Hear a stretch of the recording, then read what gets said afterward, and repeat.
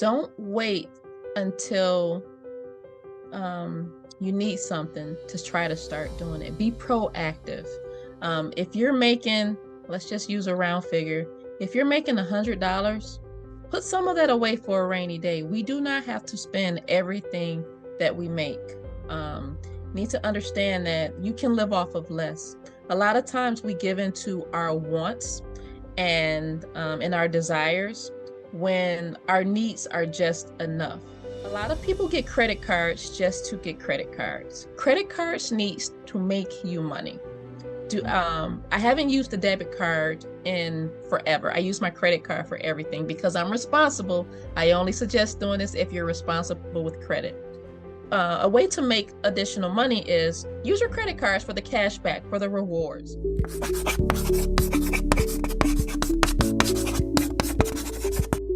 Hi, Angela. Welcome. Hi, thank you, MD. It's a pleasure to be here. I'm grateful that you have me on your podcast today.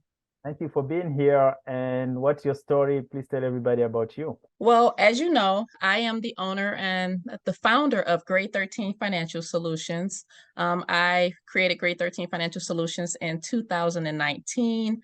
My story is pretty much, I was always the one in my family to help my family, my friends fix their credit, employment opportunities, anything pretty much that helps someone prosper financially or in their career.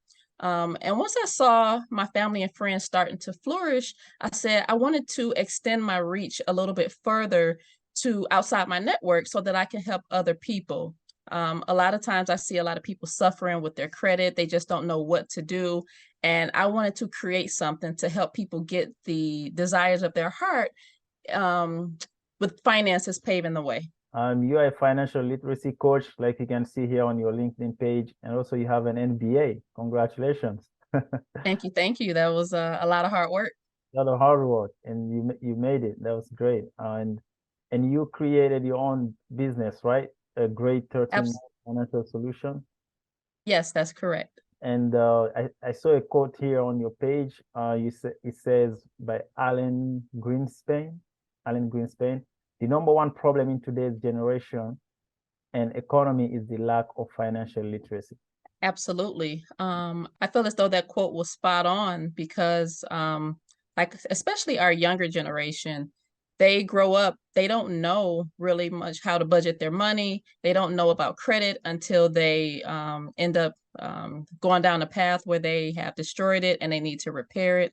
But I also feel as though a lot of that stems from their parents not knowing. So it's a generational thing. So if the parents don't know about financial literacy, they're not teaching their children about financial literacy, and then the cycle continues. So for my business, I like to target the parents and the children. So if I'm talking to the parents, maybe they'll send that information to the children. And if the children learn at school or whatever class I'm teaching, they'll go home and they'll say, hey, mom, hey, dad, look at what I learned. And that spreads the learning about financial literacy. So what are some of the services of your business? Well, my business is focused on three main pillars. I teach people how to budget their finances. I teach people how to obtain and maintain good credit. And I also teach them how to save money with everyday purchases. I also do a lot of financial coaching one-on-one, but I teach classes, seminars, and I do speaking engagements as well. That's a great business, actually. I will add these links in the description of the video so people can reach out to you. Financial literacy, what is it for you? It's a very hot topic. Why is it important? When someone can say, hey, I'm financially literate now?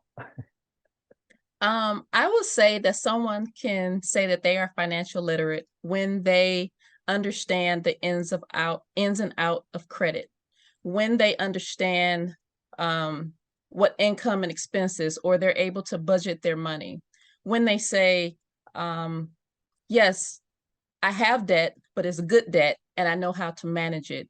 When they know the concepts and they know how to apply them, I would say that someone is financially literate. Now, what I do know is that although some people might be financially literate, they may not always follow the rules. But my goal is to make sure that although you may not follow the rules, I want you to have it in the back of your head and that you know what to do in case you ever have to recover.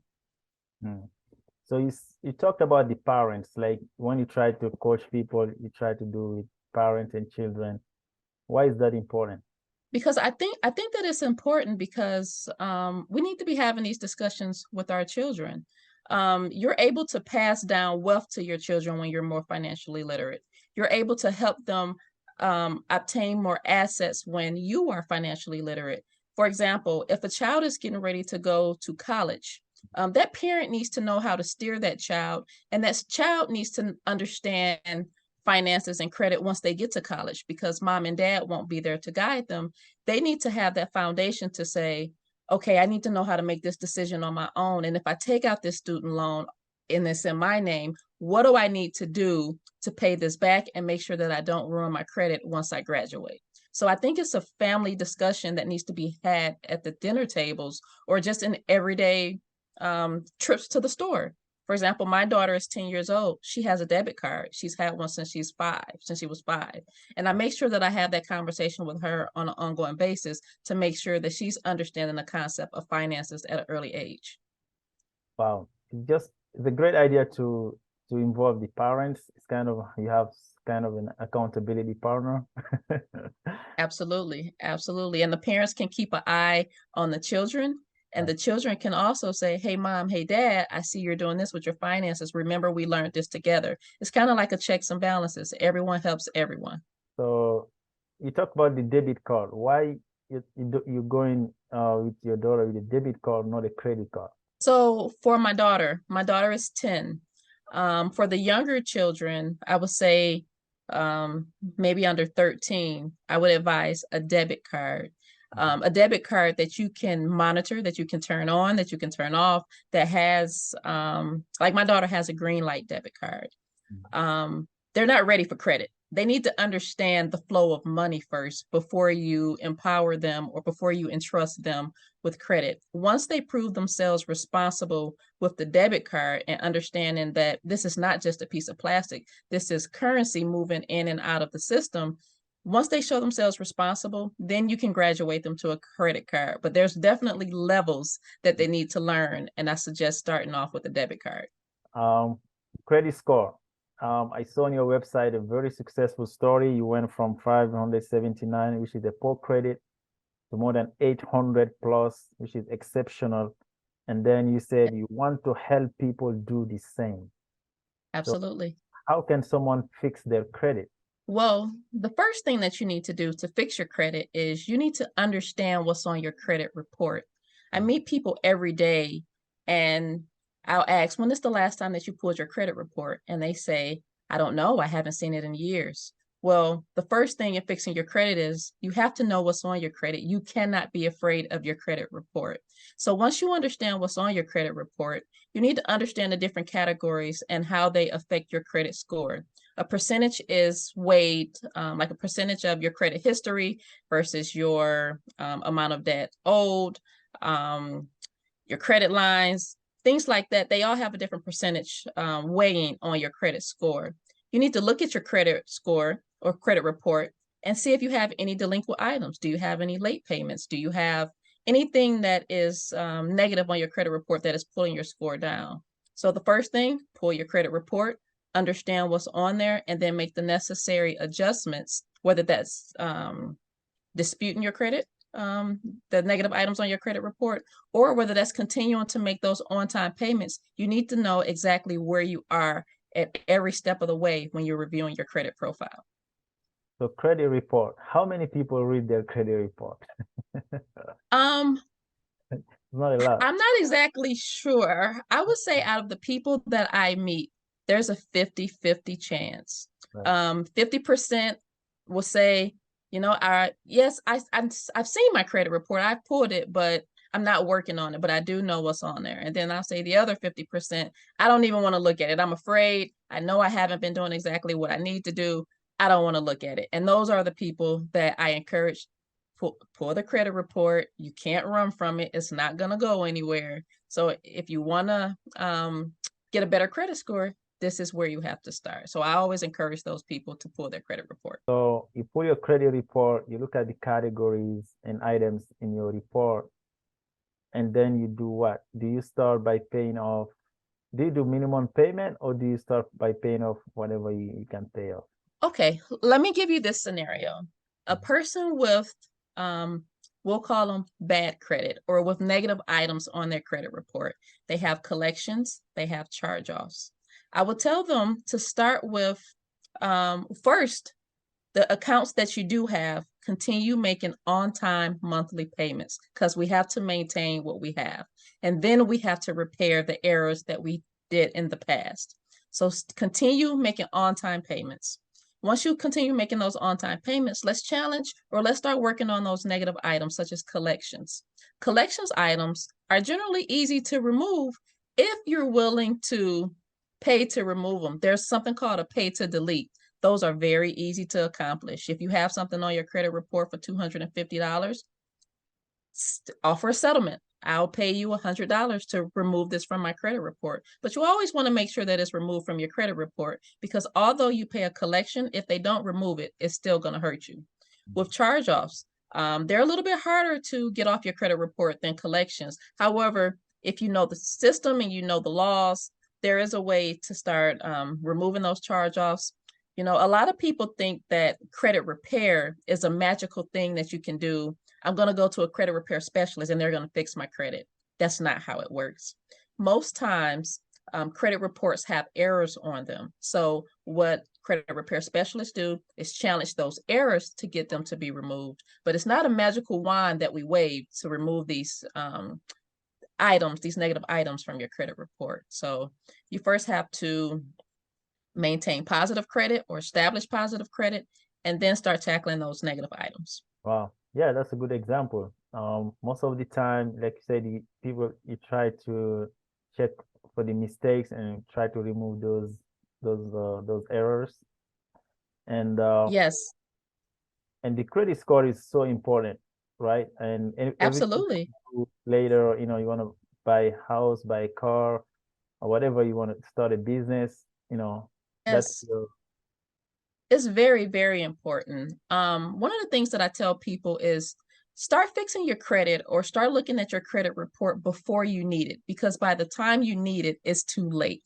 Or it's going to be delayed because it's a process. Fixing your credit doesn't happen overnight. It's just like a weight loss journey. It takes you months or years to gain the weight. You're not going to lose it overnight. It's the same thing with your credit score. You've spent months or years building those negative items. You're going to have some patience and put in the work to correct those things, just like a weight loss journey. So how do you get to 800 plus? That's amazing. Well, Well, it's a journey. It's a journey, as I said. 800 plus, my credit profile looks like this. I have diversified accounts. I have installment loans. I have, my mortgage account, my car, my auto payments. I have student loans. I have credit cards. So you have a good credit mix. You have to have a good credit history. Like a person, let's say a person age 40, you should have at least a good 10-year credit history going on there. Like if you haven't been utilizing your credit, it's going to be harder to get to that 800. So you have to have a good credit history. You have to have 100% on-time payments, no negative items. So it comes with time. It comes with low credit utilization. So you can't have high balances. Creditors have to know that if they entrust you with money, you're going to pay it back. So it's just a number of things. It's kind of like fitting pieces to a puzzle in order to get to that 800, but it's definitely doable. As you've seen, I've done it. I try to share my story as much as I can to let people know that you can accomplish it, but you have to have patience, hard work, and consistency. Yeah, that's a great story. And thank you for what you're doing out there trying to help people get I their absolutely love it. yeah. So you also do budgeting. So let's talk Absolutely. about budget. How do you create a budget? Budgeting is one of my most time consuming, but one of my most favorite things to do. When you create a budget, you're taking a look at a person's income, expenses, their goals, and you're pretty much learning their financial habits, their financial personality. I like to spend time asking couples or individuals, how do you spend your money? Why do you spend it that way? You're kind of like taking their financial profile and making sense out of it. So once you understand your income and expenses, you take a look at your how are you paid? Are you paid monthly? Are you paid weekly? Are you paid bi-weekly? And then I set up a spreadsheet and we start making out plans. What is our due dates? This is due on the 15th. This is due on the 30th. You strategically set your paychecks to pay bills ahead of when they're due in a strategic manner. So generally when I do a budget for someone, it's a 12-week plan. And like I said, everything is encompassed. I asked them everything from how much is your mortgage payment to how much do you spend on going to the nail shop, or how much are you spending on your haircuts, because everything counts. And then I try to get them to look at ways in where they are able to cut back, possibly save money, not too restrictive, still giving them an opportunity to spend a little money, but understanding that we don't have to spend everything that we earn. And then we start setting savings goals. Yeah, that's very hard to do because a lot of people, you making money and then you spending it, but most people don't know how much they spend. They And don't know how much. And yeah, and sometimes what I find is when I help people, they're in a deficit. right, It's like you're robbing Peter to pay Paul. The wheel is steady turning. You never stop to see exactly what is being spent and how it's spent, because you always have money coming in. You're not paying your bills on time. So you really don't have a sense of a level ground and where you really are. That budget definitely helps with that level set and letting you see exactly where you are. right. Yeah, having a budget, that's really, that's great. So they spend the money and then they have no more money, they go get a credit card, right? So It all so goes hand in hand. coming back to the credit score, right? You just make a full It circle. it all goes hand in hand. When you don't have a budget, you're probably not paying your credit card bills. When you're not paying your credit card bills, you're getting late payments, 30, 60, your credit score is going down. However, when you have a budget, that budget is going to tell you, the way that I set up my budgets is going to have a due date. It's going to ensure that you pay that credit card bill a week or two before it's due. You're going to have alerts set up on your credit card to at least pay the minimum balance. But that budget is going to allow for that, because we've already accounted for that when we set up the budget. So budgets and credit definitely work hand in hand, and you need to be in tune with both of them if if you're trying to get a grasp on your finances. Wow. Yeah, that's good. So what are some of the best way to save money today? Oh, saving money. I love saving money. Did you know that I used to be an extreme couponer? I Oh yeah, actually quit my job once to become an extreme couponer, but that's a whole nother story. extreme But one coupon. of What is that? Oh, um where you pretty much, I used to go to the store. I used to shop for other people, and I would use coupons to basically get all of my items for little money or free. And it's art to it. It's very time consuming. Um you have to go when the sale hits, so I was always on the go, and it was very fun. It was very fulfilling, and I also taught savings classes with that. I used to have a business called Cut It Out and Save when I was in Michigan. I'm in North Carolina now. So I left that behind, but I do coupon personally for my family, and I teach couponing classes. oh, wow. But to answer your question, a few of the best ways to save is, I'll speak on credit cards. A lot of people get credit cards just to get credit cards. Credit cards needs to make you money. Mm. I haven't used the debit card in forever. I use my credit card for everything because I'm responsible. I only suggest doing this if you're responsible with credit. A way to make additional money is use your credit cards for the cash back, for the rewards. For example, I have an American Express card where I only use for groceries because I get 6% cash back. Mm. I have a Sam's Club card where I only use for gas purchases, and I get 5% cash back every month. So every month I get an email that says, "Hey, Angela, you've made $35 from Sam's Club just by purchasing gas." this is something that you're going to do anyways, so you should make money while doing it. Another way to make money that I always encourage people to do is online shopping with Rakuten or any other savings type of app that's going to give you a rebate back or cash back. Rakuten, if you sign up for Rakuten, you can go and you can compare different discounts and they will give you a percentage back. For example, Foot Locker might have click this link to go to the Foot Locker website, you'll get 10% cash back. That's money you're going to spend anyway. Why not get rewarded for it? One more thing that I'll say, because I have a long list of ways to save money. But for example, for the people that like to go out to restaurants or fast food, I'll use a restaurant, for example. I took my mom to Outback the other night, and they had a special where they said, buy a $50 gift card, you'll get $20 back.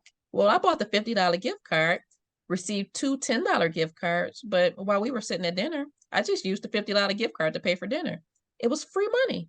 So you have to really be strategic on and have your eyes open for discounts in order to make money on everyday purchases. I love making money. Whenever I see someone in the store, I'm like, hey, did you use a coupon? Do you know about this? And they're amazed at some of the simple ways that they can spend money. That is one of my favorite things to do. That's such a great advice, like using coupons and cashback. And I like what you said, using your credit card to make money. Yes, debit cards do not make us any money. Your credit card, a lot of people are afraid to use their credit card for purchases, but there's a way that you can use your credit card just like a debit card. If you're afraid that you're not going to pay it back when you get home, or even when you get out the store, if you swipe your card for $25 in the store, when you get to the car or when you get home, go pay your credit card bill for $25. It's just like using your debit card, except you're going to make money off of that credit card when you'll make no money off your debit card. Wow. So Rakuten, I hear a lot about it, online shopping with Rakuten. So you're an Yes, yes. expert on Rakuten. So Yes, and I try to get people to sign up for Rakuten all the time. I have a link on my you can on my website to where you can go if you sign up for Rakuten. If you sign up under my link, you'll get an automatic $30 back on your first $30 purchase. So it's pretty much like you're getting something for free for $30. And Rakuten is a great way to save money or earn money, especially during the holiday season. There's always different specials and deals that you can catch there. so you fix your credit score, you learn about financial literacy, you have your budget, Yes. you create a budget, Yes. and then you save money. Yes, all of that. How Yeah. about investing? Do you give advice on investing? You know what to invest in? So I'm just now getting into investing myself. I won't consider myself an expert in investing enough yet to teach people, but I feel as though I have a good foundation in order to invest some of my own funds. But that is something that I'm working on because I get that question a lot. Angela, I want to work on investing. So I do have a few financial friends that are really great at investing. So I'll bring them in from time to time so that we can have a conversation and teach those who want to learn about investing. Okay, that's good. So for people who are married, um, what financial advice do you have for them? For couples that are married or looking to get married, I would say that finances are extremely important in your marriage. It is one of the number one leading causes of divorce, and you have to have a solid foundation. This past February for Valentine's Day, I decided to have a webinar, and I was just going to have a class with couples so we can all talk about finances. And I prepared a presentation. I received such an overwhelming response for that class, and so many couples talked about how much it helped them that I just developed a cohort for it. For couples, it's a 6-week class to where I teach couples how to manage their finances. We take a look at their financial personalities. We take a look at how to communicate, how to work through every managing your household finances. And that is a class that I offer to couples because we want to strengthen our communities. We want to keep the married people married, and we also want to communicate. And we don't want finances to be one of the reasons why we decide to get a divorce. So I love working with couples. It's just always a great experience. So let's say you have two married people, they came to you, and then so you guys sit down. Where do you start? Do you start by looking at, how many do you how many credit card debt you guys have? How do you make the decision? How does it work? So I will say a lot of people, I've come across a few people that want to start, and they'll say, Angela, we need credit repair. And the first step would be, if they say we need credit repair, I'll say, well, let's pull your credit reports and let me do a financial analysis. The financial analysis will tell it all. Because most times what I see is that you don't have negative items, you don't have charge offs, there's really nothing bad except your credit utilization. And what that tells me is that you don't know how to manage your money. So instead of repairing your credit, we're going to go to creating a budget so that we can teach you, or that I can teach you how to manage your finances, get your credit utilization down, and your credit score is going to go up. So it really just depends on that couple. But most times for couples, it's starting with creating a budget, because you have two people in a marriage. They're doing their own thing, maybe not communicating. One, I'm spending, you're spending, we don't have any goals together. So I work with that couple to create a budget. We can do a budget, one household budget. We can do three budgets, one for the household, one for each individual. But whatever it is, I help the couples understand their financial personalities and what they need to do to be successful in their marriage, because no couple is the same. Yes, Everyone has a different situation and manage money different. So for couples, let's get the budgeting. Let's get the budgeting and let's get to communicating. right. So do they need to have each one their own bank account, and then they have one you know one account for both of them, or how It's do those, or it depends? it's really a personal preference. Right, The class that I taught in February, we had a variety of couples doing a lot of different things. right, Like for myself and my husband, we have a joint bank account and a joint budget. And then we both have individual accounts where once the household obligations are fulfilled, I don't really question him about what he does. He doesn't really question about what I do. And that really works for us. right, For one of my good friends who's been married 15 years, they stated that they have one budget, one account, and it works for them. We're not there yet, but some couples are. So it really just depends on the couple's needs, their wants, and how they manage money. Because, like I stated, everyone is different. right. So sometimes you can use the joint account, go to the grocery store, you want to buy something, then you buy it, you come back home, and then the other person say, "Hey, why did we buy this? Why is that?" Absolutely, So you absolutely. find out So, find out you have to justify yourself, right? So absolutely. Yeah, so for couples, I generally suggest that for the budgets, all household expenses should be in the joint budget. All personal items, those can go to the individual, but all joint um household bills should be paid together out the joint account. There should be transparency. right. So if there's only one person paying all the bills, a lot of times, let's for example, I pay the bills in my house, Mhm. but my husband has access to see everything that I pay, although he doesn't look at it all the time. He has access on a spreadsheet that he can go and he can look. We have a spreadsheet that we have the bills, we have passwords, we have usernames. So anytime he wanted to see if something was paid, he can go double check if he wanted to. Right. But we have that trust, so he trusts me to do it. But if he just wanted to go look, he can go look. Yes, that's so important because, like you said, financial issues, that's the leading cause of, people getting divorced and all of that. Absolutely. It's very good to be Absolutely. It's one transparent, of the leading. right? To be transparent, have a budget, and find common ground. Yes, I say that there's three T's when it comes to marriage and finances: trust, teamwork, and transparency. If you have those three, that'll help you be successful managing your finances. So, if you are not teaching financial literacy, what do you do? What are some of your hobbies? What keeps you going? You wake up in the morning, you have a lot of energy, you have your business going on, and Yes. beside that, what you do to recharge, and do something else, something different. Well, once I finish running my children around, I like to go to the gym. I have developed a love for lifting weights. I Okay. have developed a love for working out. I love seeing the results. Um, that has been my go-to lately. I go maybe 4 or 5 times a week, and that has become my new love.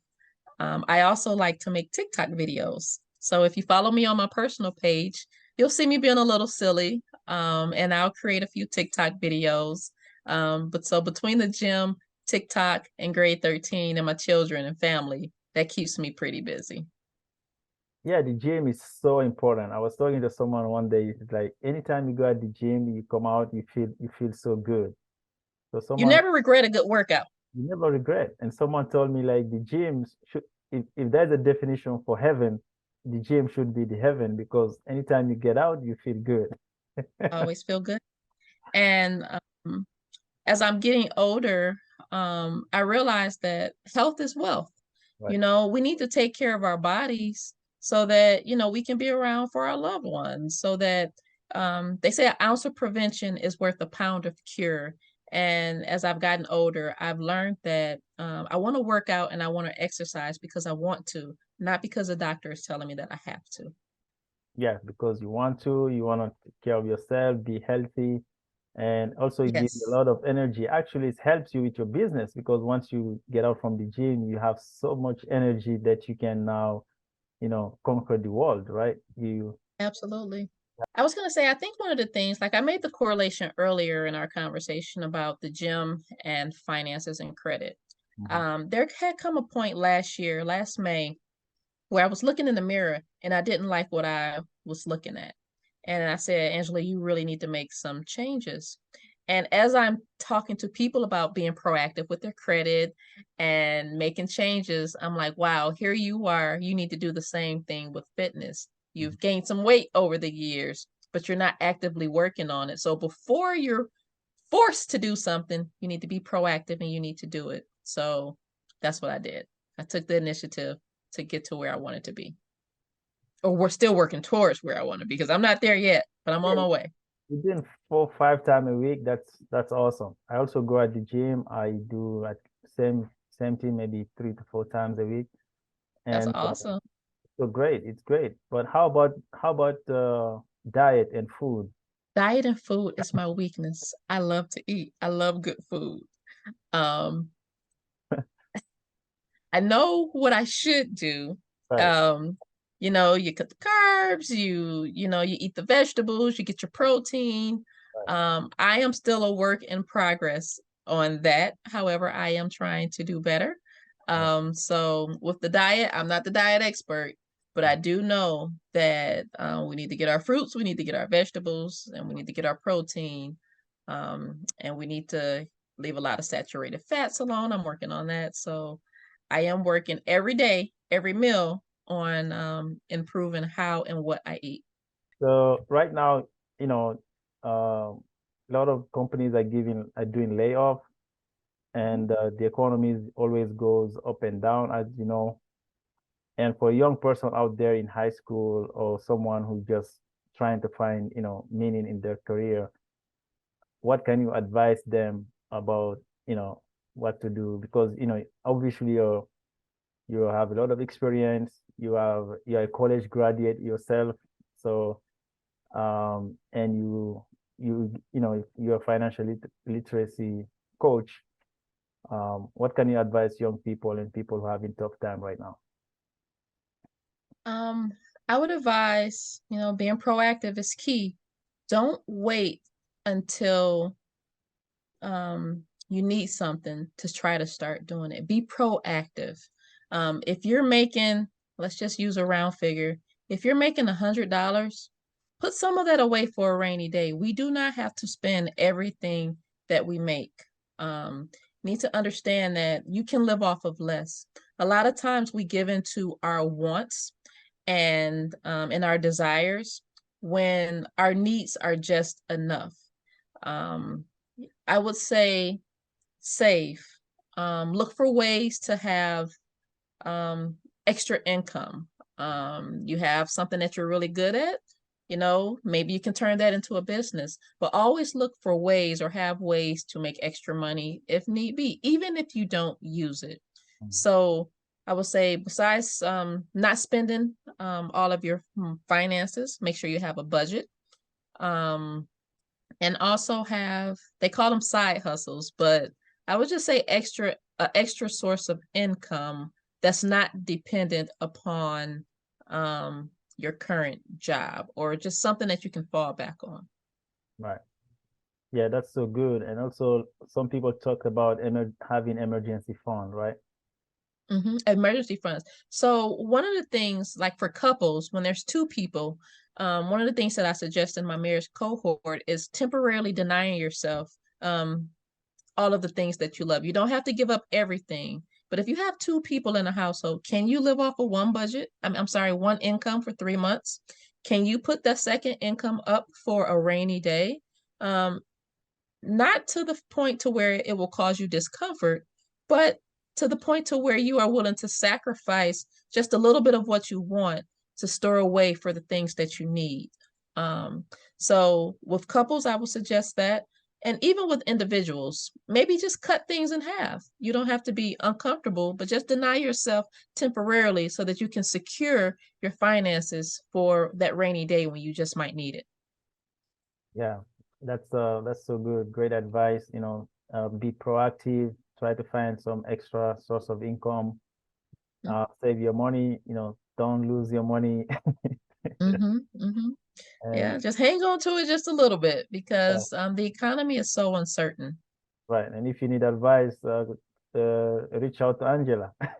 Reach out to me. I will love to help you. I absolutely love helping people reach their financial goals. Today I had a client that her credit score, we were able to remove a negative remark from her credit score. Her credit score jumped up like 40 points on two of the credit bureaus. I was so excited. I'm so excited for my clients, just as though it's myself, because I want to see them prosper. Yeah. Wow. Yeah. I can talk to you forever. Thank you for being here. I know. It's a But great conversation. yeah, it was great talking to you today, and it's also great to have you. I want to really thank you for everything you're doing, and I want to quote you. You like helping people achieve their financial success. That's your mission. That's the mission of your company, and Yes. what a great mission. What a great goal. So I upload you there, and I hope you can do this again. So thanks so much. Thank you. And thank you for the opportunity. And thank you for what you do as well. You're